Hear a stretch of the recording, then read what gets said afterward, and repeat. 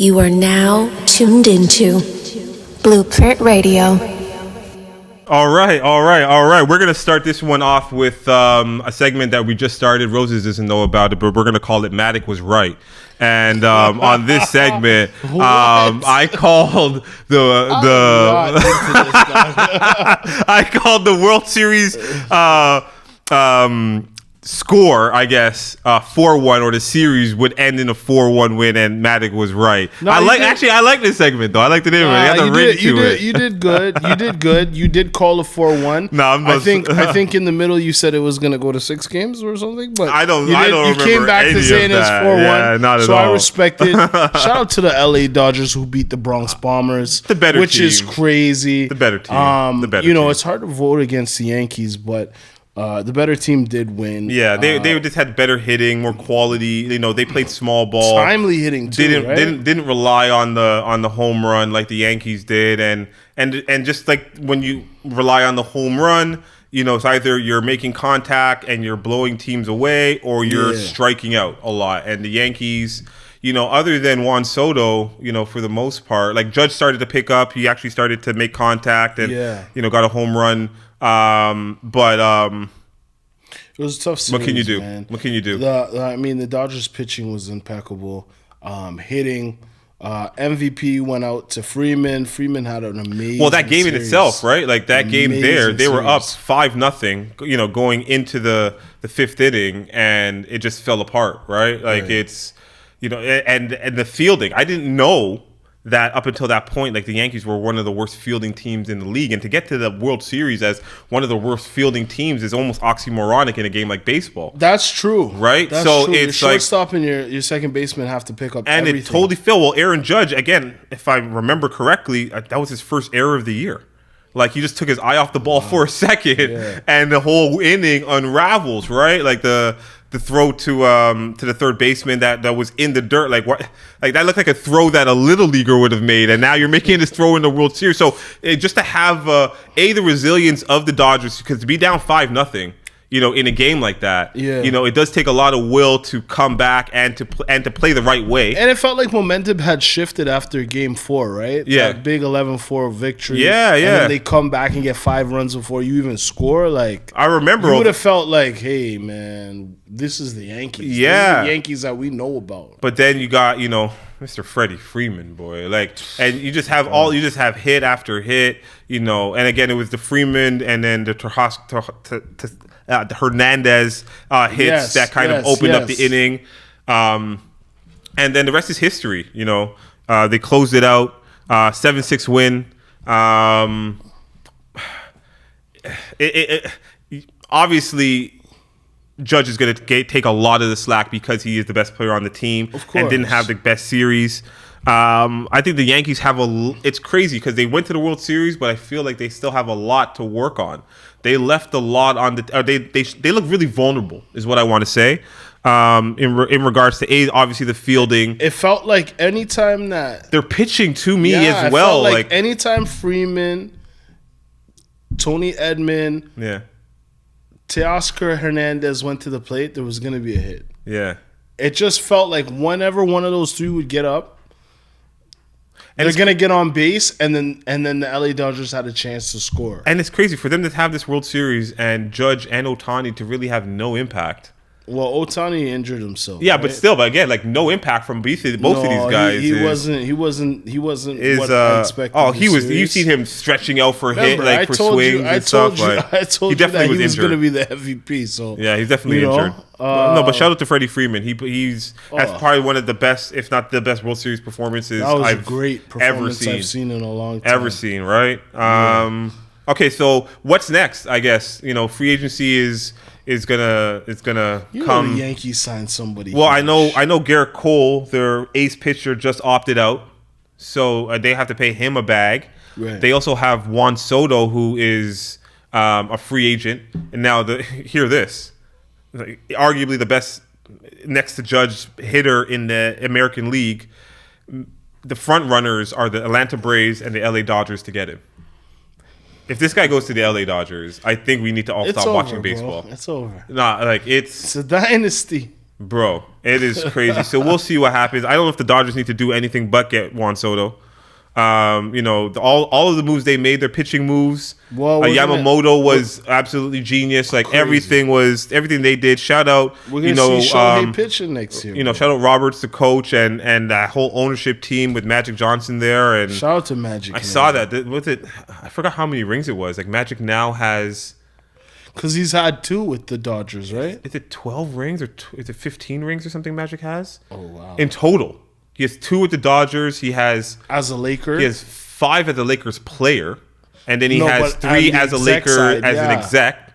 He also has 2 as an MLS owner. Oh, my God. And I'm missing another one. He's just a winner. A WNBA team. The WNBA... He also won... The Sparks. He has 2 championships with the Sparks. Did he win at Michigan? Yeah, he won. Like this guy's Magic is just he's legit Magic, and he owns like half the Starbucks that exists, or did before at one point. And he has his own theaters and everything. Like so he's made great shout out to that. So it's good to see that. And again, what I'll say is, I think baseball on a whole this year, I was excited. I watched more baseball this year than I've watched in a long time.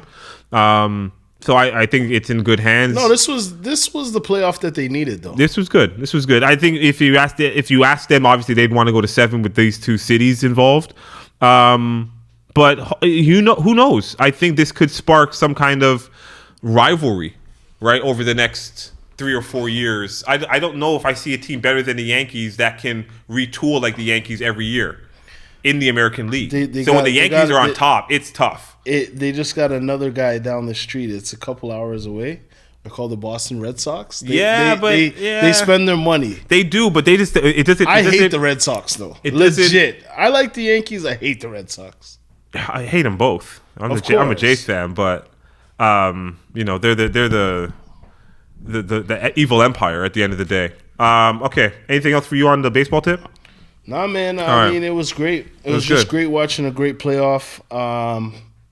All right. Salute to the LA Dodgers. I think the next big thing for us, especially as basketball fans. This might have been bigger for the city. Yeah, for real. Vince Carter retirement happened on Saturday.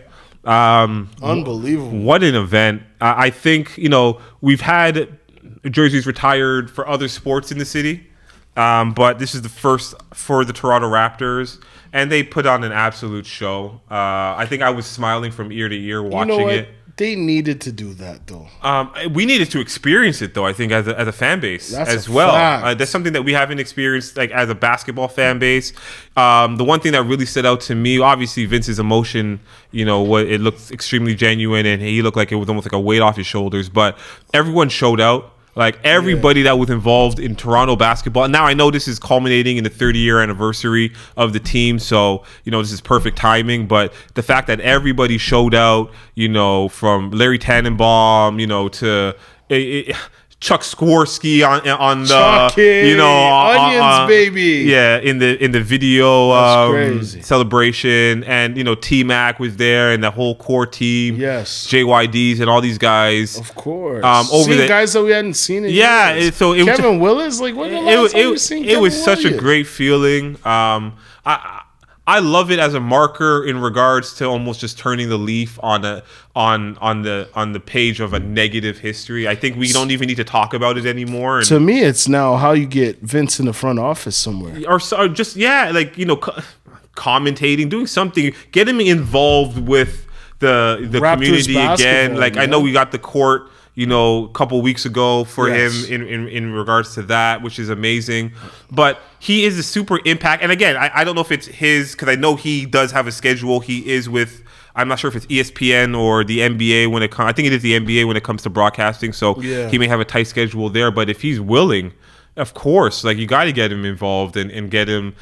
He's a face that can help the brand of the business grow further, right? So look at what he's the Carter effect for Canadian basketball. It's a real thing. It's a real outrageous. So just having him in the front office position, even if he's just a recruiter or just a part of the team in any way, you got to give guys. I think you like make it happen. Like you force the issue, right? Bro, I think it's good business. As long as he's willing to do it, as long as, you know, everything is cool with moms and the family and you know what? And there's good energy there. Like I think you have to force these things, overpay, you know, to get it on the back end and or I whatever. appreciate Masai because you can see he genuinely went for Vince. Yeah, You yeah, know? yeah. But you can see he really forged that relationship to show him like, yo, whatever happened in the past that was before us, Yeah. we appreciate you for what you've done and what we've become through your hard work. well, he thanked Masai early. He said that, you know, you're the reason why this happened, right? Facts.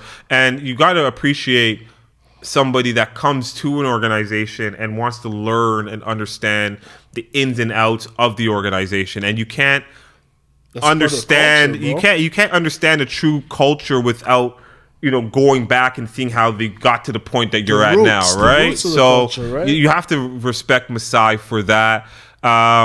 But I just loved it in its totality. Actually seeing the banner being raised, it's just an amazing moment for the city, for the country, for basketball in Canada. Okay, I guess. Let me ask you this one question first. All right. I think we talked about it with it last week, maybe, but I'll ask you, who's next? Kyle. Kyle's next. Kyle Lowry's next. Yeah, I'm with you on it. Maybe the longest serving. Yeah. Was there for the championship. True leader. Yeah. Basically changed his career. Yeah. And then changed the franchise. Yeah, well, he was the reason we took that next step. Yeah, based off that video, the crowd reactions during the video montage, he got the loudest. So, Everybody loves yeah, Kyle. Yeah, it's hard not to. Because he's a scrapper. Yeah, He's blue collar. He is. Toronto's He kind is. of a blue collar city when it And- comes to that. Like, they appreciate toughness. And They're a hockey town, so they appreciate that toughness. 100%. And his story wasn't the traditional basketball story, No. right? Like, we didn't draft this guy 1 overall, and Come he on, was bro. everything that was claimed to be. Like, it's kind of how we got, like, how Toronto is in the league itself, is that we get not necessarily, scrappy. like we get the guys that need to prove something on their last year of their Well, let's deal, talk and about- like, Let's talk about it. yeah, I also feel like we like guys that you can see yourself in. yeah. Kyle Lowry's not a tall, amazingly gifted athlete. Yeah. Like, he's a hard worker that made it. Yeah. And you can see yourself in that. No, 100%. So, of course, Kyle, I also think... But again, it speaks to some of the players that we had that maybe like might not get the looks that they would have gotten, like the JYDs. Jose Calderones at the times, right? Like, you know, Jose TJ Ford got some Calderon. real cook, Yeah. at starting minutes at certain points, right? We like, gave guys... or we gave Garbajosa we chances. gave guys opportunity, man. Yeah, we Like, gave chances Look at out Mike there. James. Look at Keon Clark. Like, What's his name? What's his name's Anthony Parker. Anthony Parker Right? was a starter on the Raptors. Exactly. Doug Christie. Like, man, so you're right. I think I agree with you. Like, if you're willing to show effort, Even and AD. Anthony Davis. even Antonio Davis, And- oh, my yeah, bad. yeah, I know Antonio. you meant, yeah, even AD. him, right? Yeah, so it's How can I make that wrong? no, it's all good. It's But all like, good. Yeah. we give guys chances, second chances.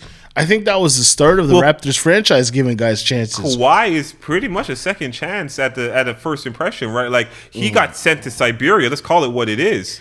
Yeah, the Spurs sent him to the furthest place they could. that you could. You want to go to LA? We're gonna give you Yeah. the anti-LA. Yeah, We're yeah. gonna give you Toronto in the midwinter. So and eventually, you keep striking But that. we continue to rise. that man. rock, the fire is gonna cream- spark, right? The cream So- always rises, bro. Yeah, so big night in Toronto. That was lovely, man. It was good to see all the stars out So there. I guess we'll end. Yeah, it was just so star-studded. And even DeRozan being there was very, very good for the franchise. I loved it. He was part of the video montage, and I At guess first, I didn't understand why they picked the date, but I kind of do now because 30 years ago they started on November 3rd. Yeah. So it was the closest home game for it to be that 30. I love but the it way also was Sacramento. I and love the way it was all planned a out. mixed. Yeah, the planned out and everything culminating for this. It's a great thing to celebrate in a year like your 30th. But okay, let's speak on it because it's kind of the elephant, not the elephant in the room, I but said DeRozan, so you know. yeah, but it's been floating around and there's been a lot of takes. So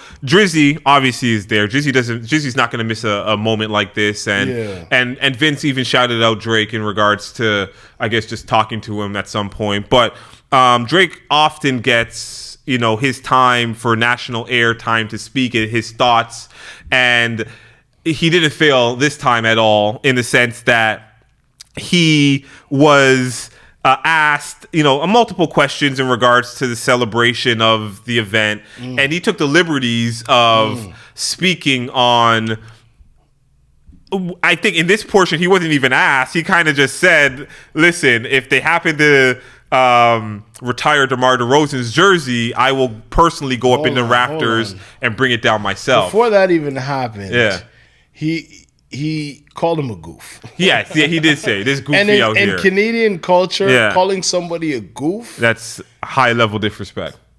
High level disrespect. If you don't know what, yeah. So, firstly, you did that. Okay, he was taking his shots throughout, very much so. And Drake, it's getting hard to continue to cover for you, man. I say it's very light skinned. Listen, we love Drake, whatever, but you're doing a lot right now. That was unnecessary. Don't ever let the emotion of an event, of a time, of what somebody's done to you. You don't let that out, because that just opens you up for everything. Now, it's hard, man. Don't act emotionally. Don't speak on things. You got an issue with somebody, just leave it. Listen, okay, so I'm with you. I'm never big on wearing your heart on your sleeve. National TV, dog? And being emotional. Now, obviously, he had a couple drinks, clearly enjoying the evening. Never an excuse. And I will shoot him some bail. I'll be, in that sense, because considering the relationship he had with DeRozan and what's transpired over the last, 6 months with him and his beef with not only Kendrick Lamar but the West Coast. Right. I understand, you being in your comfort zone of the Scotiabank Arena in Toronto, and you probably waiting for the opportunity to look him eye to eye, because you know how it is with these guys. We're in different towns at different times in different cities, but there is that time that's going to come where we will be in the same place, right? I'm gonna buck you 100%. So I with the celebration of Vince Carter, obviously the emotions were high, so I get that, and he's only human. I hear what you're saying, but the boy is the boy, and I can't wrong him for his take on it. He felt disrespected. He felt like he backstabbed him. Son. And I sent you the video of him speaking to DeRozan speaking to Shannon Sharp back in 2021, talking about super high praise of Drake being there for him when he got traded to San Antonio and how much that broke him. So I get that with the additional context that we have, and then you see him posted in the Kenny video, in front of the containers, I get it. All West Coast. I get it. I can feel if you feel backstabbed and you feel like you were, a friend turned their back on you, because at the end of the day, you didn't have to be at the video. No, he didn't need to do that. He didn't have to. You could have. We would have shot him bail if he was on stage and just and a part of the energy with the Juneteenth performance. But you shooting the videos, you making time in your schedule, you pulling up and you saying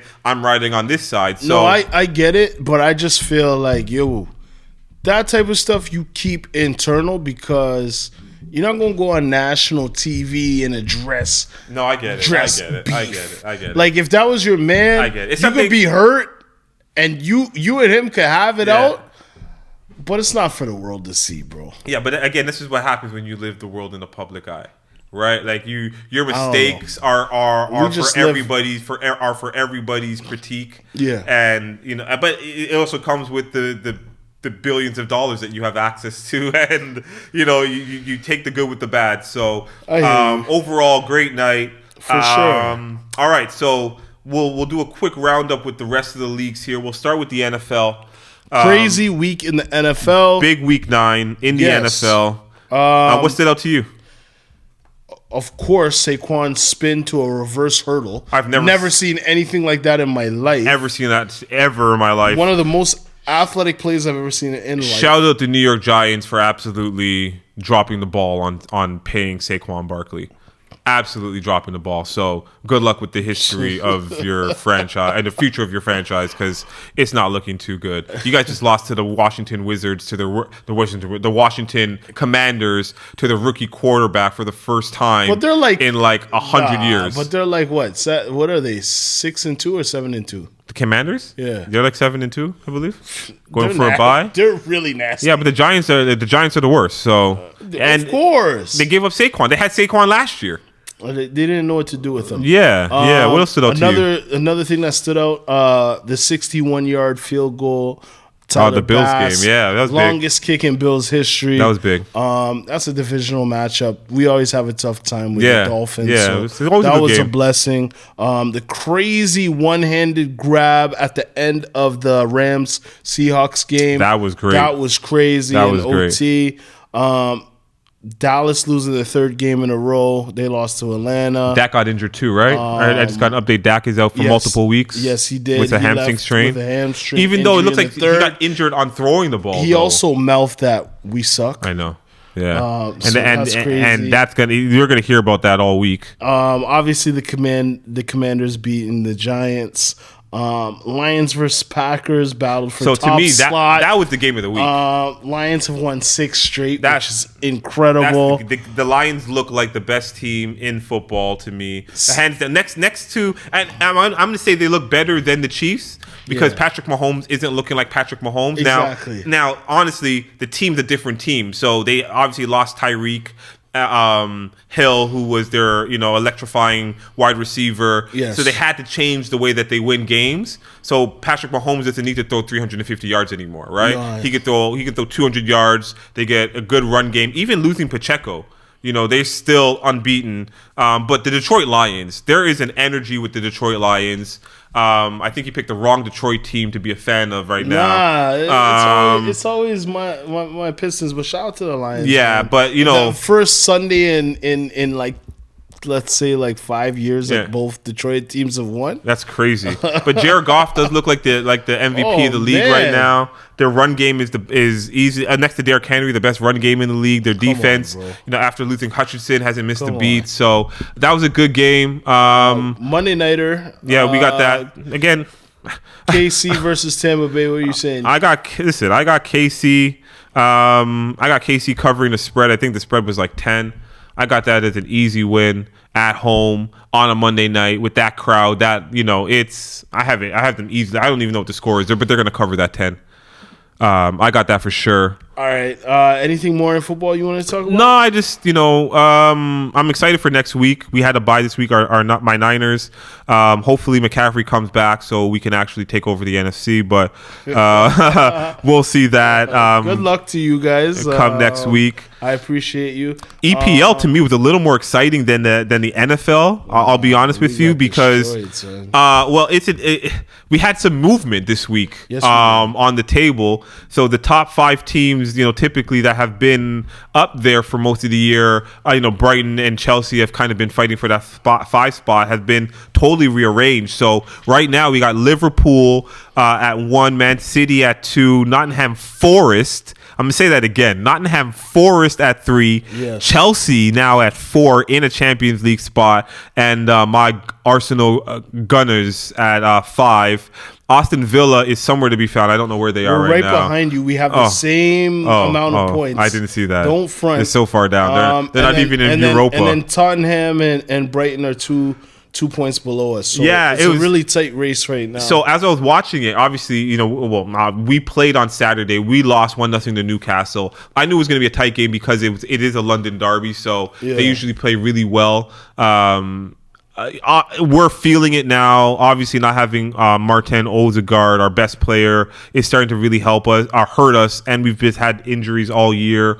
So we're starting to feel the brunt of that. But seeing Man City lose, which is crazy. I believe they lost to AFC Bournemouth. So that was just, and as I was watching the game, you could see that they just weren't in it. And I'll even say that too, because obviously you guys lost 4-1 big to Tottenham. We got smacked. Right, which was crazy. And then Liverpool was down 1-0 at half. So I was like, what's going on in the EPL this week? Yes. Right? So we'll see how this pans out. It's just one game, but every game means so much in the EPL. because there is no playoff. It's just the way everything ends off at the end. So we'll have our takes for next week. Yes. With all of that. Anything else stand out for you when it comes to the EPL? I think next week you guys are playing Liverpool. Yeah, we got to. So that's a tough matchup. Saturday. I'm rooting for you guys actually. Saturday at 3, I'll be up. I might be crying, but we'll see. Next week we got Chelsea. Chelsea is sneaky good this year. Chelsea's been just kind of keeping consistent and creeping up. Cole Palmer is their young striker has been one of the best strikers in football in general, but definitely in the Premier League. So what I'll also say is, as Man U, for those Man U fans out there, they're always a big talking point. They fired their coach last week and hired a new coach that's coming in next week. Their interim coach is Ruud van Nistelrooy, which is one of my favorite players of all time. So I'm going to sneak that in there a little bit. I guess we'll end it off right now on I guess the week for the release and the week for the Raptors. Ultimately, we'll round it up like this. They both went 1-3 for the week. Yeah. It's tough being a Leafs sports fan this winter. It looks Toronto. like. Well, the thing about the Leafs was they had that amazing game. They get up for the big games, and it looks like they don't get up for the other. Again, we know this. Tough loss. They're going to be judged based off the playoffs, so it's going to be a struggle to get up for those games in the regular season. They're going to take the games like the Bruins and the games like the Oilers, as playoff games during the regular season. So I could see, for the betting public, them dropping, games that they should win all year, because we're only going to judge them based off, how they do in the playoffs with the new coach and where they're trying to be with the franchise. But yeah, not a fun week again. But we, if you can take any positive, is that we stuck it to the Jets and broke their unbeaten streak. So we'll take that. The Raptors, we won on Vince night, so we'll take the positive there. Of course, right? The league is crazy though. Like in the East, we got Cleveland Cavaliers at 7-0. Yeah, we got the Celtics at 6-1, and then there is a deadlock at 3-2. The Knicks, the Heat, the Bulls, which is already a gap between the first and second place team and then the third, fourth place team, right? It's the same in the West, kind of. It's a little better in the West. Thunder are 6-0. Shout out to Thunder, Shea, man. Listen. They in the offseason they got better. Yeah, they did. They got Caruso. Definitely Holmgren is taking that next step. He's looking like working out with KD is going to help. Yeah, sure. So then KD and the Phoenix boys are 5-1. So yeah, but that's what we expected from them last year. Yeah, I think, and they just get in again with Bradley Beal not being injured. It's gonna stunt that growth and that synergy that you need. So tell me how the Warriors continue to win, though. They just have a winning culture. Again, if you keep having those pieces, the best piece that they could have gotten after losing Klay Thompson is Buddy Hield. Now, I have Buddy Hield on my fantasy team, and I want to say he's top 10 fantasy for the year already. Yeah. So you just literally moved out Klay and got a younger Klay. He does everything. One dribble shot, pulls everything. Yeah. Super confidence. Confidence is on green light all the time. And now they're looking at Kuminga to be that next player to just step up. Almost take over that Draymond role, but with a little more offense. Not as much playmaking, but still kind of be that position. You still have Andrew Wiggins, who's actually coming back. He had a tumultuous season last year. Very. Steph being Steph. So again, you have the culture. It's something that you can almost plug and play. I want to see what happens when Steph is gone. I think you're done after that. Or Steve Kerr, is out of the mix. The Lakers at 4-2, I think are something that stands out to me. I obviously we went over the East, but the 76ers at 1-4, they haven't had Embiid or Paul George all year yet. Yeah, they're putting a lot on Maxey to kind of carry this team. The Bucks at 1-5. The Bucks is really what's nasty, and both Dame and listen, they're basically saying there's no culture there. Dame and Giannis are there, but they're not feeling the coach. You know what's crazy is that it's crazy that they fired their coach that was 30-15 last year. Yeah, well, and then you get Doc, and now you have a losing record. Classic case of cutting off your nose to spite your face. You had a 30-13 record. Who do you think you are? I know Braun did it with Blatch, but that's Braun. Yeah. We're hearing Giannis trade talks.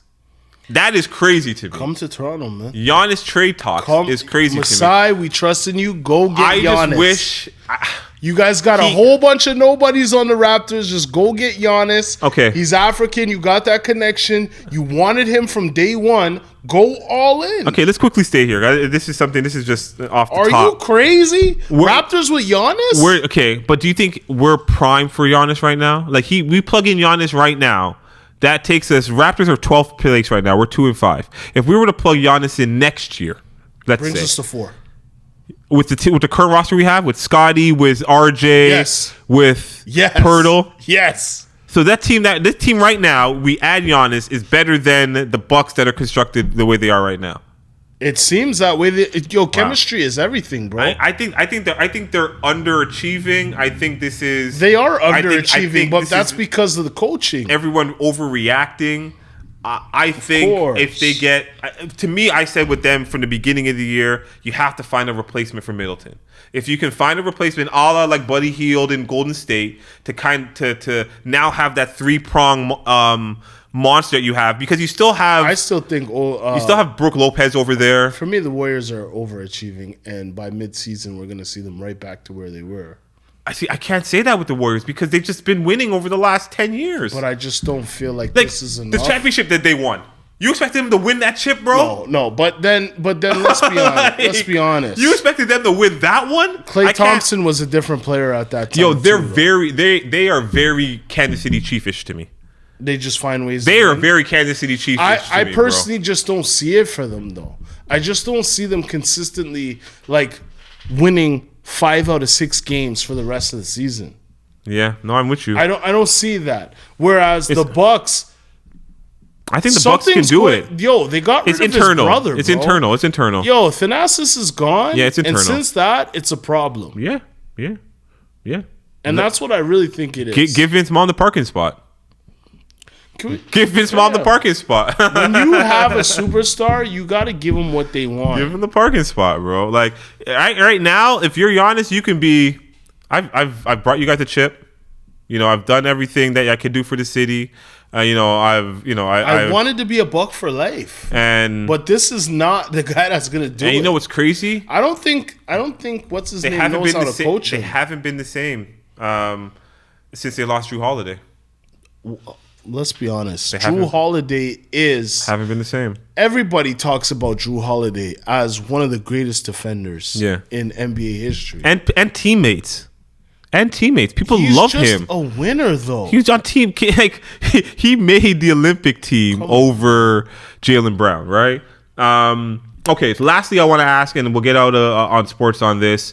You saw the Christian Braun dunk on Rudy Gobert. The 2-hand in the lane, and then you see what transpired after that with the little scuffle. Okay, so I'm gonna ask you this because you've played ball your whole life. You've been in multiple gyms, and you were just at the Pistons game, so you've seen it at the highest level. You played some elite basketball. You played high school ball. You've been to many different levels. Played on travel teams. All that 100%. Right. You've seen how buildings can get, especially when dunks are involved in the game. Right. You've seen when mans get dunked on. You see now obviously there's a culture. I'm gonna tell you a story. There's a culture in basketball now that I don't think that we had growing up. Of when a man dunks on a man runs in like it's a different level now. Men's dunk on a man's face and they're screaming in their face and I'm even seeing some wild stuff now where over the last 3 or 4 years where the crowd is trying to head top him it's getting a little wild. You know what I mean? That came in with AAU basketball. 100%, right? But like, what's your thought on that? Because I have two thinkings of it. Like, I feel like if you are a shot blocker, this is par for the course. You're going to get dunked on. Of course. And you're 4-time defensive player of the year, the reigning defensive player of the year. This is something that's new to you now. On the other end of it, at what point would the sportsmanship go out the window when somebody's clearly trying to disrespect you and arrogantly doing so after they just, in the realms of basketball, disrespected you. Now to come down and yell on your face, get in your face. What are your thoughts on it? Listen, No, you can't disrespect a man. Right? Like, you're still a man at the end of the day. There still has to be a level of sportsmanship.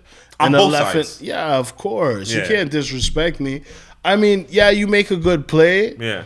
That Sean Kemp stuff is not going to fly with me because if you're pointing at me and trying to make me feel like lesser of a man because you got off one good play on me, it happened to me before. Yeah. I mean, we're playing pickup basketball. Yeah. You get into a verbal altercation with somebody, you help late, and a man dunked on you. Yeah. And they feel like, you know what I mean? That just strengthens your game, right? But for sure, at the end of the day, don't yell in anybody's face because you don't know how a person's reacting. If you come at me sideways, I'm allowed to react like how I want to react. Like, and obviously, I think it's who it is as well. I think mans are like Rudy who is Braun anyways to be coming at Rudy like that? But I'm saying that's on Rudy though. I think the league, and we already know this. Like, the league doesn't respect Rudy they painted a picture of him to his size, right? Like, he's a giant amongst men, and he don't appreciate and he doesn't him, act like it. So I think the league is willing to test him on any occasions. I think if it's someone else, you're not able to get that close to a man in his face. But Christian Braun is not doing this to certain other mans in the league. Beef stew.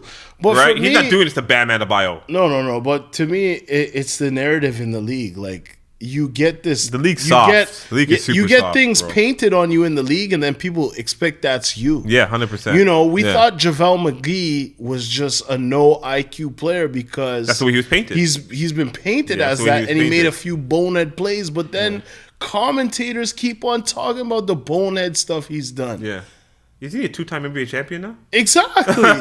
So he still deserves respect. Yeah. He found his niche and he's worked with it. Yeah. I don't appreciate that. And I remember that was Shaq slander too on both fronts. On both fronts. So I remember, and this is a local story. All right, talk to me. So I told you about the dunk on. Yeah. I got dunked on. Yeah. Okay, I held that. You play defense, it was bro. disrespect. That's what happens. Yeah. There was a girl there that she used to play ball and she used to kind of ride on me about it. And I was like, okay, whatever. Okay. Yeah. But as soon as I got dunked on, the next play, you know what I had to do. Of course, now you up. Now you I had to shoot a three. Yeah. All right, so talk to me, bro. Big story. We're at Henry Storm. Yeah. What's the storm called? My year it opened. Okay. So in 99, I'm dating myself. 99, 2000 when I started high school. Yeah. That school opened. Okay. So it opened in grade 9, their team wasn't good. Yeah. Grade 10, their team wasn't good. But by grade 11, now more people have moved into that area. They started getting some players. Hoopers, we had some good games against the Storm. Yeah. And I guess this time the crowd was rowdy because this was and one era. Okay, yeah. So I guess a man crossed a man and Yeah. a guy fell on my team. And the way how the crowd just disrespected the man who fell.